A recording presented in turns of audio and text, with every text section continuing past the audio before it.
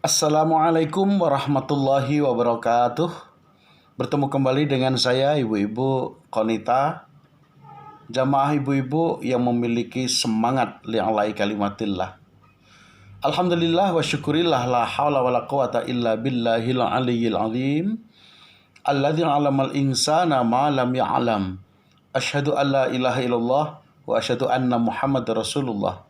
Allahumma sholli wa sallim wa barik ala Muhammad wa ala ali Muhammad. Amma ba'du. Alhamdulillah sampai hari ini di bulan suci Ramadan 2020 kita masih diberi kesempatan Allah sehat sehingga masih tetap semangat dalam rangka menunaikan ibadah kepada Allah, bentuk pengabdian kita sebagai manusia. Dan alhamdulillah kita masih tetap semangat meneladani Rasulullah Sallallahu Alaihi Wasallam yang telah mewakafkan dirinya teladan dalam berfikir dan teladan dalam berbuat. Ibu-ibu Qonita yang dimuliakan Allah, mari kita simak, kita kuliti diri kita sendiri sebagai manusia dalam Al-Quran. Siapa kita sesungguhnya? Dalam Al-Quran, manusia disebut secara umum ada 3. Yang pertama, manusia disebut insan. Yang kedua, manusia disebut bashar. Dan yang ketiga, manusia disebut abdun. Kapan manusia disebut insan? Insan, aslul fa'li, asal kata dari nasiya yansa. Artinya lupa.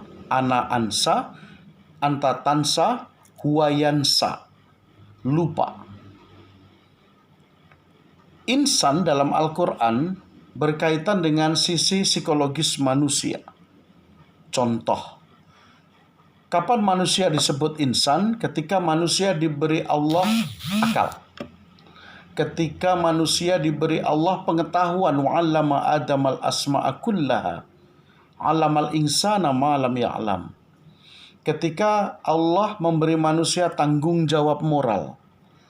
Contoh lain lagi ketika manusia diberi Allah kualitas mental morality. Termasuk juga manusia diberi Allah ilmu pengetahuan. Dan termasuk juga manusia diberi Allah kemampuan mengambil sesuatu yang baik. Sisi psikologis manusia. Yang kedua,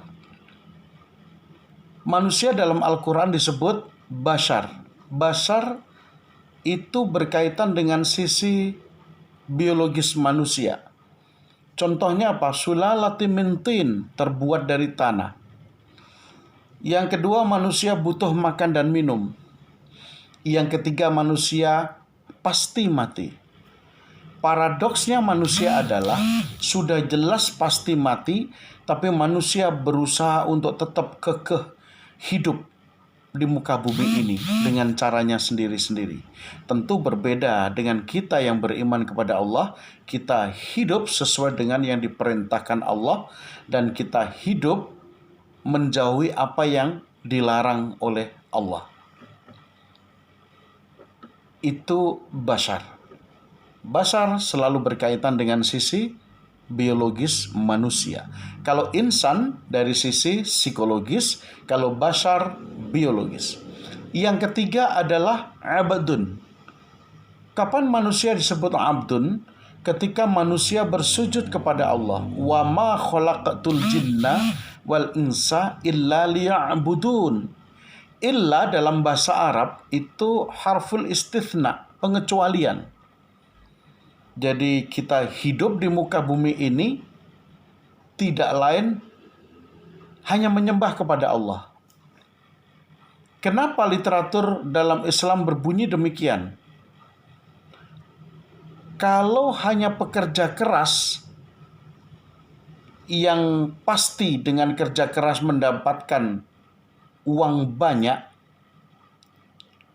tentu hewan semacam sapi dan kerbau yang di ladang bersama petani itu pemenangnya. karena dia lebih pekerja keras dari manusia. Maka yang membedakan kita dengan semua itu adalah aqlun.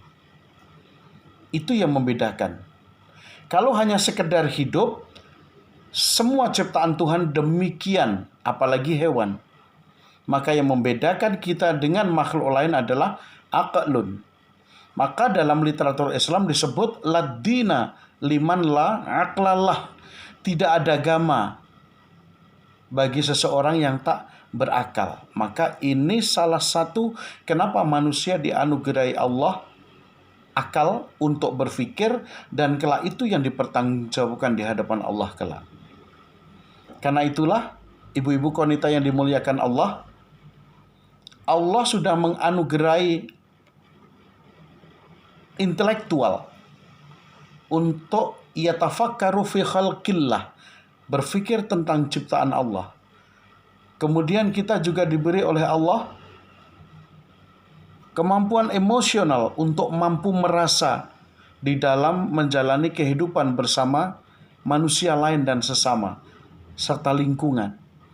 Dan yang ketiga, kita diberi kuasa Allah untuk spiritual, menanyakan untuk apa aku hidup dan kemana kelak akan kembali.